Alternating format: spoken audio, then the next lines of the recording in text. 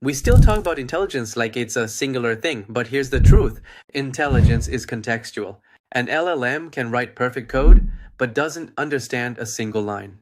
A human baby knows almost nothing, but learns like nothing else on Earth. Intelligence isn't about output, it's about adaptation. AI today is fast, narrow, and fragile. Humans are slow, broad, and resilient. The magic isn't in performance, it's in generalization. And that's the frontier.